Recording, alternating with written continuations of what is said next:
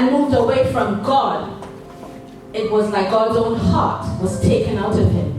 God's heart was broken as a result. And the word of God says he was grieved and he had regretted that he had actually made man.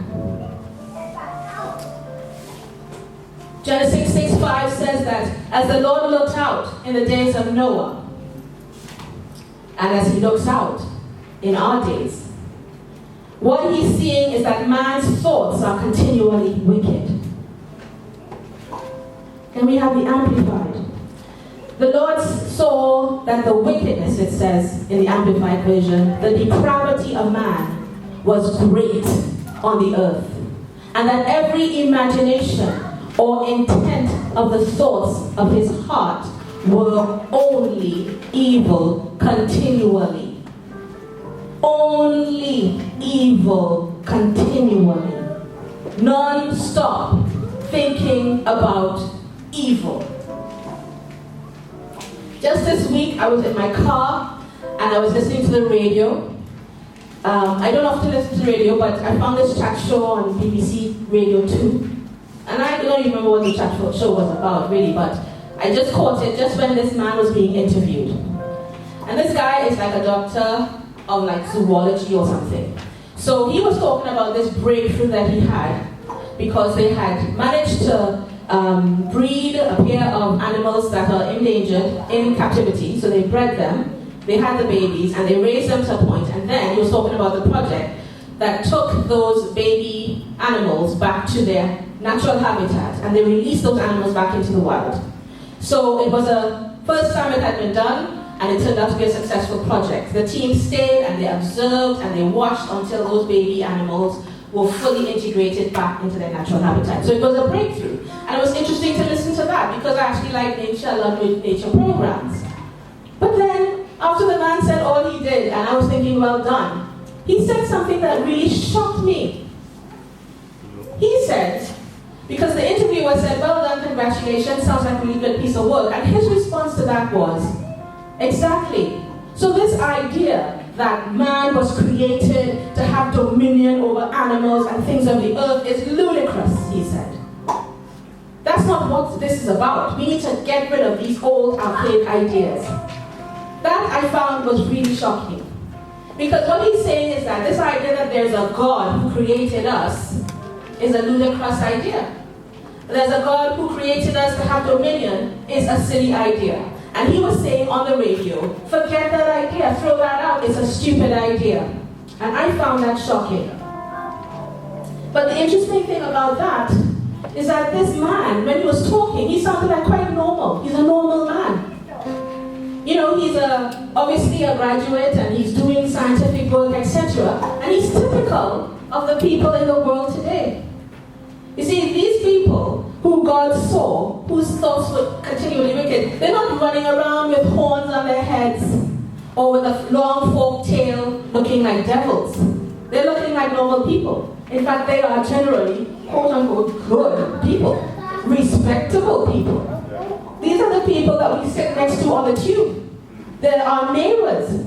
They're the people we sit next to on the bus, the people we pass on the street, the people we see out there, normal-looking people, fathers, mothers, living in homes, driving nice cars, good, respectable people. But their thoughts are continually evil. They are separated from God, blind, cannot see the truth, rebellious, depraved in their thinking.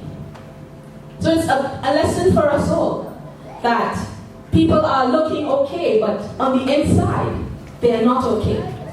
Alright?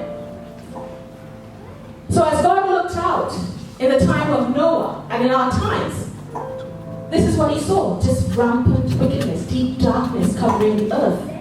People in rebellion towards him, depraved, crazy in their thinking. But the Bible says that there was a man. There was a person who stood out from the crowd. In the midst of all that horrific wickedness that proliferated and multiplied unchecked, one man stood out.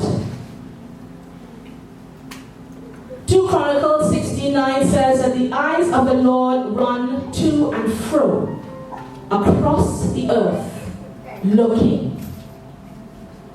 Even now, the eyes of the Lord run to and fro across the earth, looking. In the time of Noah, the eyes of the Lord ran to and fro across the earth, looking.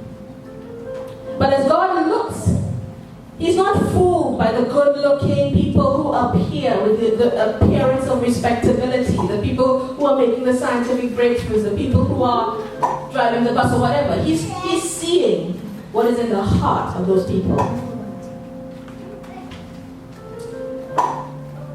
He told that to Samuel, didn't he, in 1 Samuel 16? Man looks on the outward appearance, but the Lord looks at the heart. And so as God looked to and fro across the earth, all He saw was darkness. But, so you see, God, we cannot fool God. He sees the thoughts of man. He sees that the thoughts of men are continually wicked. And that wickedness on the inside gives birth to the things they say, and they manifest in their actions.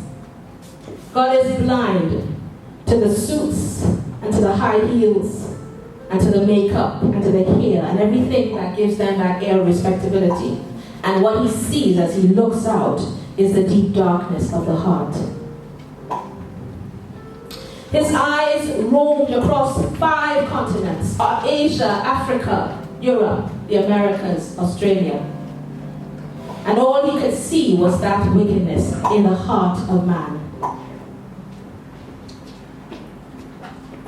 But by the grace of God, He managed to find one man. His eyes stopped as they looked to and fro across the earth, because someone caught his attention. Against the backdrop of darkness and sin, God's eyes saw one person. And that person, that man, found grace in the eyes of the Lord. Amen. Genesis 6:8 says, but Noah found grace in the eyes of the Lord. All around darkness, all around sin, all around wickedness, but Noah found grace in the eyes of the Lord. So what was it about Noah that he found grace? What made him distinct? Earlier on somebody made that comment that we need to be different to the rest of the world. What made him different? What made him distinct from that world of wickedness and depravity that was all around him? Well, Noah was a man who feared God. 1. Noah was a man who feared God. 2. Noah chose to walk uprightly. 3. Noah was found to be righteous in God's sight. And these are the characteristics of growing in grace. That is what it means to grow in grace. That is what it means to grow in your relationship with God. That you grow in your fear of God. That you choose more and more to walk uprightly, according to His word. And that God finds you righteous in His sight. So let's go through each of those points quickly. Number 1, growing in grace is growing in the fear of God.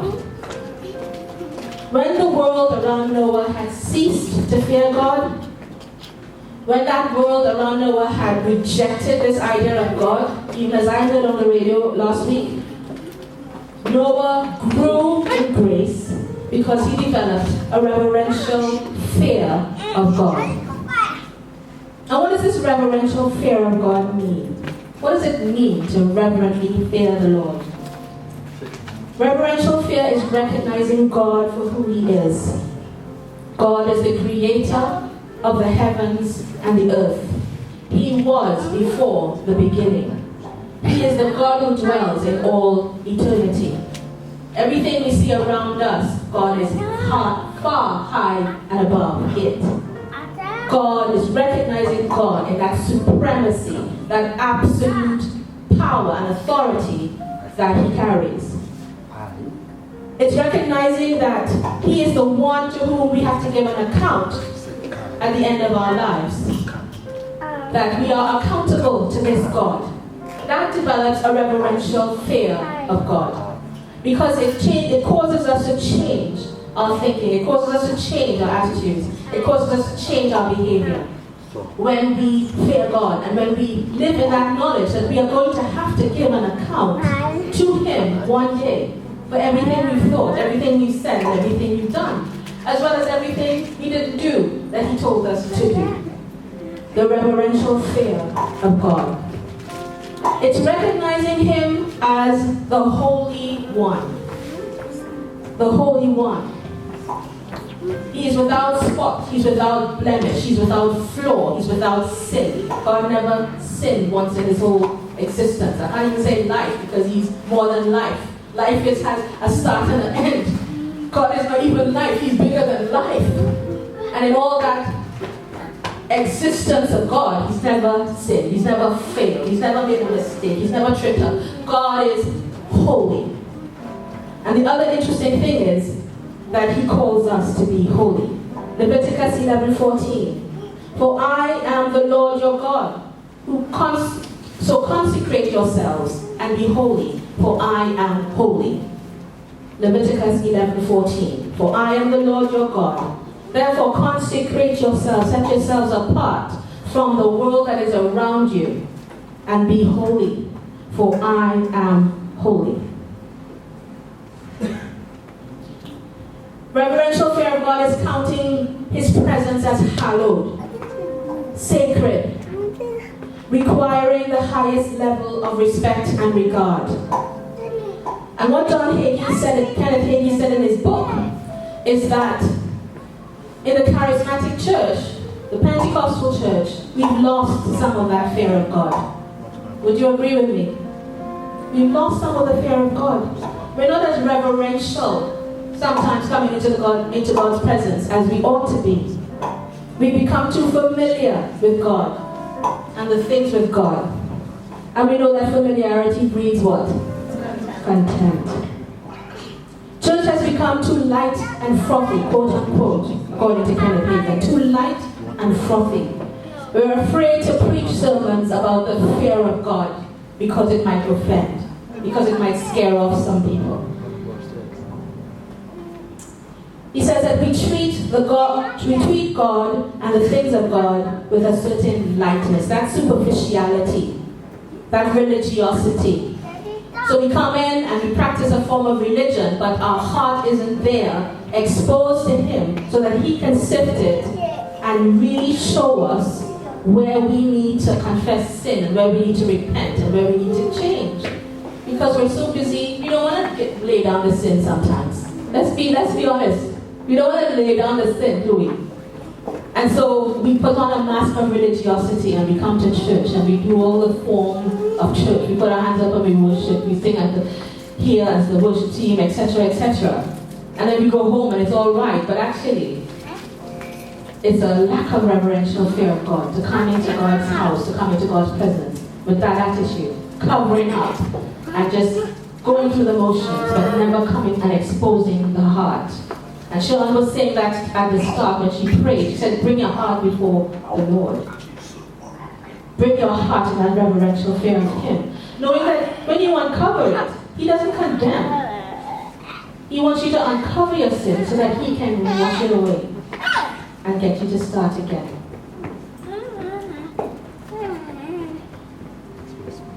So it's not a light thing to be on the worship team. It's not a light thing to be in the house of God. It's not a light thing to play the band for worship. It's not a light and frivolous thing to be doing technical. Just like the priests. Remember in the days of Moses, where the priest had to go into the tabernacle and then into the Holy of Holies to make sacrifices for the sins of the people. He couldn't go in there with a casual attitude. But what happened to him? Died. Instantly. He couldn't go in there in a haphazard way. He couldn't go in there without exposing his heart before the Lord in the first place for it to be cleansed. And yet we come into the Holy of Holies every week with a kind of casual, happy-go-lucky attitude. The reverential fear of the Lord Ananias and Sapphira thought that lying to the Lord was a light thing, but they paid a price for that. And I dare say as well, since I've talked about worship and technical and everything, it's not a light thing to stand here and give the word of God either. You have to prepare your heart, you have to prepare yourself to deliver in a ministry area that God's called you to. So don't take it lightly. To grow in grace, we need to re-establish that reverential fear of God in our lives and in the way we do church. So Brother Hagin encourages us to re-establish that reverential fear of God in the midst of us. Secondly, Noah chose to walk uprightly. So even though the world all around Noah was engaged in living for the pleasure of the flesh, Noah was a man who chose to live in obedience to the law of God that was written in his heart. Noah was a man who chose to live in obedience to the law of God that was written on his heart. Walking uprightly is walking in obedience to God's word. But there's an interesting fact about Noah. Remember, in his time, because this is just Genesis chapter 6, there was no Bible written down in Noah's time. It wasn't recorded anywhere. It was Moses who came several centuries later who then began to write. And he wrote the first 5 books. So in the time of Noah, way back in the day, Noah didn't have a book to go to find out what God's word was. God's word was written in his heart and revealed to Noah's heart directly. God revealed himself to Noah's heart because he was hungry for the Lord, whereas his generation were not hungry. God found the one man who was hungry and he revealed himself to that person. And so Noah walked uprightly because he walked in the revelation that he received from God. And he grew in grace through that revelation. Today we have the word of God in abundance. But it doesn't necessarily mean that we're growing in grace like we ought to grow. The Bible is translated into dozens and dozens of languages. It's translated into dozens and dozens of versions. You got King James, you got King James, New King James, Old King James, the New King James. You got Amplified, Classic, Amplified Bible, the Message. I even have a John C. Maxwell Leadership Bible, which I have to admit I haven't opened much, but I have other Bibles that I open. I even found a Women of Color study Bible. Yes. A Women of Color study Bible. I wonder if it goes through the Bible and points out all the women who are women of color. I don't know. We got the Bible on our iPads, we got it on our mobile phones, we got it online, we have it in print form. But are we growing in grace? Noah didn't have even one page, and he was growing in grace.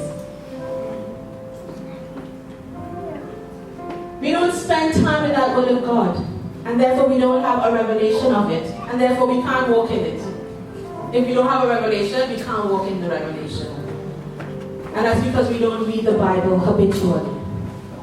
And that is one of the key ways to grow in grace. And so Hagin says that there are three of the hindrances to growing in grace and growing in faith is lightness, as I mentioned, looseness, and laziness. The flesh desires to be entertained. And so it means that we're more likely to spend time on things that entertain the flesh. Feeding on frivolous things, superficial things, and in spending some time reading the Word of God. I'm not saying that you have to do that 24/7, but you should carve out some time to spend in the Word of God, to get your own personal revelation that you then walk in, so that you then grow in grace. We cannot grow in grace if we do not habitually spend time seeking revelation from the Word of God. And seeking that revelation is more than just reading the Word of God. That's why God told Joshua in Joshua 1:8, meditate on it day and night, speak it all the time.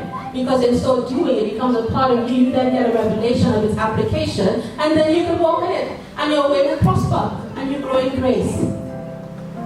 But if we're not spending that dedicated time studying, way weighing it up, digesting it. You can't grow. Just like a baby can't grow if it's well fed and it isn't given the food that it needs with its nutrients. We can't grow in grace as well. The Bible is that source of good food and nutrients to us. You got to know the word yourself. Use several versions, compare them. Get to know the word yourself. We're living in a time where there is so much subtle changing of the things that are truthful. And we don't want to be caught in a snare, do we? So to grow in grace, we need to get revelation from the word and walk in that revelation. And so if we want to grow in grace, if we are growing in grace, then our lifestyles need to reflect that. We can't be indistinguishable from the people in the world. We have to be different. We are called to be a peculiar people. We are called to behave in a way that, actually sometimes if you don't even open your mouth, they should sense that there's something different about you. Our lives are supposed to be living epistles, as they say, open letters. So you don't even necessarily need to come to the point of telling people about Jesus. There's something they observe in you that they think there's light shining in this person. And you're the light shining in the darkness in your office, in the darkness of your class or your lecture theatre or wherever you find yourself. So that faith is translated into a way of life, into a lifestyle that makes you then different and distinguished. And that is a measure, it's a proof, if you like, that you are growing in grace, that you're growing in your relationship with God. If you get saved and you stay the same way, you're not growing in grace. Because the people who know you can't see what's the difference of BC or AD, before Christ and after Christ, in your life. You accept Christ, but you're still in the BC days, the before Christ days. You're living in that mode. Can't be. It doesn't work. Your faith must translate in a change in lifestyle. It must translate into a transformation of you as a person, as an individual. That is how you know that you're growing in grace. So are you growing in grace? You don't have to answer me, just ask yourself that question. It's not for me to know, or me to find out. It's for you to know. Is your lifestyle very different or distinct from the lifestyle of the world? While everyone rejected the true God and worshipped idols, worshipped the flesh, Noah held fast to the revelation that he had of the truth. And he continued in his faith in that God. He was unmoved by the fads of his world and of his time, unmoved by the fashions and the ideas, the atheistic ideas, the humanistic ideas, the agnostic ideas, the secular ideas. He was unmoved by all those theories and reasonings and arguments and everything and opinions and views that came at him. How much more in our time, when we got Facebook, we got Twitter, we got Instagram, we got Pinterest, we got Snapchat, we got email, we got news alerts. The info is coming at us at a rate we can't even absorb or take on. Ideas, and these ideas are paganistic, most of them. Shamelessly so. This man on BBC Two Radio saying, let's dismiss this idea that we were created to have dominion. Who is he to say such a thing? I don't know what the listening population was on that show. And how many people heard that. So not everything we hear is edifying. Most of the things we hear and read are not edifying. And that's why we need to be rooted in the Word of God. So that we don't compromise. So we don't get caught up and sucked into the permissiveness of our age. Caught up and sucked in and taken here and there by every wind of doctrine. You need to stand strong, be established, stand on the rock, stand on the Word of God, know what it is, so that you can be strong and not sway and push and toss and turn and be confused. Noah didn't compromise. He lived in a world of compromise, but he didn't compromise. It's so easy to compromise. Compromise is a very subtle thing. We're compromising half the time, we don't even realize we're compromising. As I said before, where we stand today as Christians, born-again people, is a long leap from being where we are to actually murdering somebody. That's a big, massive jump as a Christian. But it's not a big, massive jump to compromise on the quote-unquote little foxes that spoil the vineyard. The besetting sins, the sins that easily beset. Hebrews 12, I think verse 1 or 2. The sins that easily beset. They easily beset because they're just easy to do. And maybe nobody sees them. Little lies or laziness or etc., etc. You know what they are. I know what they are for myself. So we shouldn't compromise. Noah didn't compromise. Compromise stunts our growth in grace. The other thing about compromise and Noah is that Noah didn't argue with what God told him. Sometimes we do hear the word. Sometimes we do read the word. But somewhere in our hearts we argue back with that. We say, yeah, but it's 2016. Yeah, but it's not going to hurt anybody. Yeah, but it's not affecting anybody if I do this. Yeah, but it's not convenient to do that. Yeah, but if I say this, they will persecute me. Yeah, but you know what? I'm too tired to do that. Even though we're reading it in the Word of God. So we present all these arguments, we push back, and we resist the Word. And that leads to compromise. Noah didn't push back. He didn't argue. He didn't resist the Word. In Genesis 6:22, it says, so Noah did this according to all that God had commanded him. That is what he did. And that is repeated again in Genesis 7:5. Noah did all that God had commanded him. And that is what he did. Noah did all that God had commanded him. And that is what he did. He didn't do something else. He didn't hear God command him and then do something else. He heard God command him, and that is what he did. So we need to get into that habit of ourselves, or grow in that habit. That's not to say we're not doing it, but we need to grow in that habit. We need to relinquish more and more. We need to surrender more and more to God, doing what He's commanded us to do, and we grow in grace. And so here's how growing in grace works. Here's how growing in relationship with God actually works. We spend time sounding out the deep things of God. In the Psalm it says, and I can't remember which Psalm it is, deep calls unto deep. I think maybe Psalm 72. Is it Psalm 72? Deep calls unto deep. So it's not lightness, superficiality calling unto deep, and deep calling unto lightness. It's deep calling unto deep. God is not calling unto my body or my dress or my hair or anything. He's calling unto my heart. Deep calling unto deep. And then my heart, my deep calling back onto Him. And then there's that spiritual exchange where He then transforms my heart. I get a revelation. After deep calls unto deep, sounding the depth of His word, spending time in His presence, deep calling on to deep, and deep calling back on to deep. And once I get a revelation, I then walk in that revelation. And as I walk in that revelation, and God sees I'm walking in that revelation, deep calls onto deep, and deep calls onto deep, and I get a further revelation. And I walk some more in that revelation. And then deep calls onto deep, and deep calls onto deep, and I get a revelation, and I walk in that revelation. And that is how I grow in grace. That's how we grow in grace. Deep calling on to the deep things of God, not the light things of God. The deep things of God, from the depth of the heart. That is growing in grace. That is growing in fellowship and relationship with God. And that is how Noah was. So when he got the ultimate revelation, when God said plainly to him at the beginning of Genesis 6, Noah, I'm going to destroy the earth, but I want you to build an ark. That wasn't the first revelation Noah ever got from God. That was a combination of all the other little revelations of deep calling onto deep and Noah walking in revelation. Deep calling onto deep, he's taking a step forward. He's growing in grace. Deep calling onto deep, he's growing in grace. And bam, he's at a level now where God says, you know what? I'm destroying everybody else but you.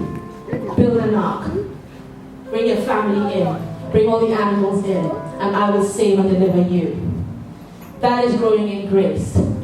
And that is how we grow in the revelation of God. When we receive that and we walk it out, He gives us bigger things. And He calls us to bigger things as well. Some of us are stuck, dwarfed in our growth in grace because we haven't walked out the little revelation we got here. So you can't graduate, you can't progress, you can't move forward, you can't advance because you're still stuck here. Meanwhile, God actually wanted you to win 1,000 souls or something, but over here you still can't even get over the fear of talking to one person about Jesus. You're not walking in the revelation. Noah found grace in the eyes of the Lord. We need to find grace in the eyes of the Lord.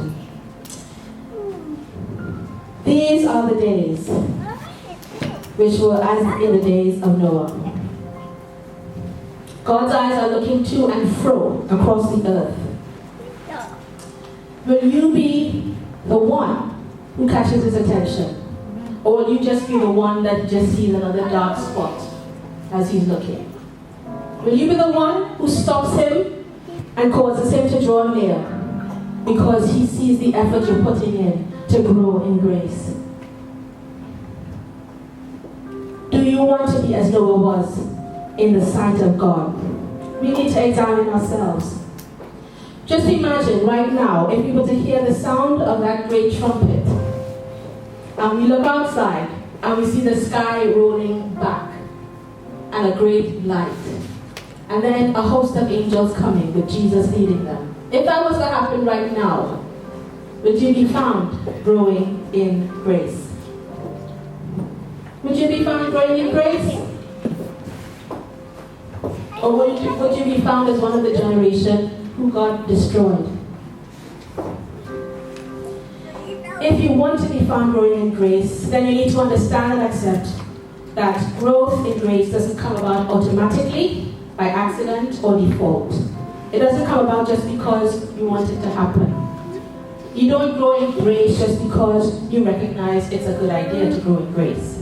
Or even because Sister Michelle is here telling you to grow in grace. You don't grow in grace just because you're born again. There was a grace that was available to you to be born again. But after that, you need to grow in grace, i.e. grow up in the Lord, to receive the grace to be a disciple of Christ. You don't grow in grace just because you accept Jesus as your Lord and Savior. You don't grow in grace just because you belong to God's ministry, the best ministry in the world, but you still don't grow in grace because you go to God's Vineyard Church. You don't grow in grace because you habitually come to church. Just because on a Sunday morning this is what you do, you go to church, and then you go home. That doesn't mean you're growing in grace. You don't even grow in grace just because you joined the discussion in the Sunday school.